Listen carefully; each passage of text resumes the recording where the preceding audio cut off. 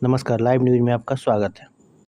मौका किसे नहीं मिलता, लेकिन असली सफलता उसे ही मिलती है जो सही समय पर मौके को पहचान कर सही कदम उठाता है। यही कारण है कि इतिहास गवाह है, चाहे वो युद्ध हो या व्यापार, वही देश या वो व्यक्ति आगे बढ़ा है जिसने मौके को समय रहते पहचाना और उसे अपने पक्ष में मोड़ लिया। आज बिल्कुल यही कहानी भारत की है। दुनिया के कई बड़े देश जब एक दूसरे से व्यापारिक टकराव में उलझे हुए हैं और अमेरिका जैसी महाशक्ति अपने टैरिफ के जरिए दुनिया में को दबाव में ले रही है, उसी समय भारत अपने निर्णय बड़ी चतुराई से ले रहा है और मौके का लाभ उठाना शुरू कर दिया है। ट्रंप प्रशासन की टैरिफ पॉलिसी से जहां दुनिया के कई देश परेशान हैं, वहीं भारत ने एक तरफ तो अपने एक्सपोर्टर के लिए वित्तीय राहत पैकेज की प्लानिंग शुरू कर दी है ताकि जिन हिस्सों में थोड़ा बहुत दबाव बनेगा उसे भरपाई किया जा सके। दूसरी ओर उसने और बड़ा कदम उठाया है जिस पर इस समय पूरी दुनिया की नज़र जा रही है। अभी हाल ही में जुलाई महीने के एक्सपोर्ट के आंकड़े आए तो वो उम्मीद से बहुत बेहतर है। ऐसा लग रहा था कि टैरिफ का दबाव भारत को कमज़ोर करेगा, लेकिन इसका उल्टा भारत का एक्सपोर्ट 7.3% बढ़ गया और ट्रेड डेफिसिट ने भी अपना रिकॉर्ड बेहतर किया। ये अपने आप में एक बड़ी बात थी, लेकिन असली चर्चाएं तब शुरू हुई जब भारत ने मैरीटाइम सेक्टर में अपनी पकड़ मजबूत करने का प्लान सबके सामने रखा। ये कोई छोटी घोषणा नहीं थी, एक ऐसी रणनीति का संकेत था जो भारत की वैश्विक समुद्री शक्ति की ओर लेकर जाता है। सरकार ने पूरी गंभीरता के साथ ये तय किया कि मैरीटाइम डेवलपमेंट को एक्सपेंड किया जाएगा और इसके लिए एक विशाल फंड एलोकेट किया जाएगा।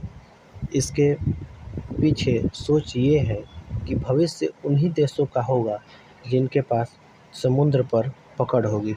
ज़मीन तो सीमित है, लेकिन समुद्र 70% धरती को घेरता है। ऐसे में जो देश समुद्री मार्ग पर पकड़ बना लेगा, वहीं आने वाले वर्ष में व्यापार में के मामले में श्रेष्ठता हासिल कर लेगा। भारत के पास लगभग 7,500 किलोमीटर लंबी समुद्री तट रेखा है। ये एक प्राकृतिक संपदा है और भारत ने इतिहास के कई दौरों में इसका बेहतरीन इस्तेमाल किया है। प्राचीन समय में भारतीय जहाज़ हिंद महासागर, अरब सागर और अफ्रीका तक व्यापार करती थी। भारत का व्यापारिक समुद्री रास्तों से ही रोम, मिस्र, अरब और दक्षिण पूर्व एशिया तक था, लेकिन आधुनिक काल में, खास तौर पर पिछले कुछ दशकों में, भारत ने शिप बिल्डिंग सेक्टर को उतनी प्राथमिकता नहीं दी जितनी चीन, कोरिया और जापान जैसे देशों ने दी थी। परिणाम ये हुआ कि आज ग्लोबल शिप मार्केट में भारत का शेयर केवल 1 से 2% के बीच है, जबकि चीन का 46%, साउथ कोरिया का लगभग 30% और जापान का करीब 15% भागीदारी है। तीनों देशों का सामूहिक ताकत ने पूरे विश्व में जहाज निर्माण पर लगभग कब्जा कर लिया है। इन्होंने समझ लिया है कि यदि आपके पास अपने जहाज होगी, सस्ती लॉजिस्टिक क्षमता होगी और आधुनिक तकनीकों से लैस शिपयार्ड होंगे, तो आप दुनिया के किसी भी हिस्से में प्रतिस्पर्धा ढंग से अपना सामान प्रत भेज पाएंगे। भारत भारत के शिपयार्ड दशकों पुराने हैं और तकनीकी अपग्रेड का अभाव है। सबसे बड़ी समस्या रही है फंडिंग की। शिप बिल्डिंग एक ऐसा सेक्टर है जिसमें लंबा समय, भारी पूंजी और आधुनिक तकनीक का ज़रूरत है, लेकिन लंबे समय तक सरकारों ने इसे अपनी प्राथमिकता नहीं दी। ना ही इसे स्ट्रेटेजिक मैन्युफैक्चरिंग सेक्टर माना गया। फलस्वरूप ना तो टैक्स फायदे दिए गए, ना ही लॉन्ग टर्म लोन की व्यवस्था की गई। लेकिन अब तस्वीर बदल रही है। भारत ने ये तय किया है कि 2047 तक वो समुद्र की दुनिया के टॉप 5 शिप बिल्डिंग देशों की श्रेणी में खड़ा रहेगा, और इसके लिए सिर्फ घोषणा नहीं बल्कि ठोस कार्य योजना बनाई गई है। मैरीन टाइम डेवलपमेंट फंड को करीब 25,000 करोड़ रुपए से बढ़ा लगभग 70 लाख करोड़ रुपए किया गया है। ये फंड कई हिस्सों में लगाया जाएगा। पहला फोकस शिप बिल्डिंग और रिपेयर हब्स के विकास पर होगा, ताकि भारत अपने स्वयं के जहाज अधिक संख्या में बना सके और उनकी मरम्मत भी घरेलू स्तर पर कर सके। दूसरा फोकस पोर्ट इंफ्रास्ट्रक्चर को आधुनिक और विश्व स्तरीय बनाने पर है, ताकि जहाज़ों का संचालन आसानी से हो सके। तीसरा महत्वपूर्ण फोकस शिपिंग टोनेज बढ़ाने की, यानी देश के पास मौजूद अपनी जहाज़ों की कुल संख्या को बढ़ाने पर है। जब आपके पास अधिक जहाज़ होंगे तो आप वैश्विक व्यापार में अपनी हिस्सेदारी बढ़ा पाएंगे। इसका सीधा फायदा ये होगा कि भारतीय सामान समय से एक्सपोर्ट होगा और लॉजिस्टिक कॉस्ट घटेगी। इसी दिशा में एक और बड़ा कदम उठाया जा रहा है। शिपिंग कॉरपोरेशन ऑफ इंडिया ने लगभग $2 बिलियन की योजना बनाई है, जिसके तहत भारत में बने 26 जहाज खरीदेगा। ये केवल एक खरीद नहीं है, बल्कि घरेलू जहाज निर्माण उद्योग की मजबूत करने के लिए एक बड़े प्रोत्साहन के रूप में देखा जा रहा है। सबसे अच्छी बात यह है कि ये फंड पूरी तरह से सरकारी नहीं है। 39% हिस्सा सरकार और राज्य संचालित पार्ट की तरफ से आएगा, जबकि 51% हिस्सा कमर्शियल सोर्स यानी ग्लोबल बैंक, सोवरेन फंड और मल्टीलेटरल एजेंसी की तरफ से आएगा। इसका मतलब ये है कि दुनिया के बड़े निवेशक भी भारत के समुद्री यात्रा में भागीदार बनेंगे। लेकिन इन सब के लिए एक बड़ी चुनौती ये सामने है, मैरीन इंजन। जहाज अपने लिए जितना ज़रूरी स्टील स्ट्रक्चर है, उतना ही ज़रूरी मैरीन इंजन भी है, और फिलहाल भारत इंजन के लिए जापान, जर्मनी और कोरिया जैसे देशों के ऊपर निर्भर है। यह वो हिस्सा है जिसे भारत की सबसे पहले स्वदेशी बनाने की ज़रूरत है।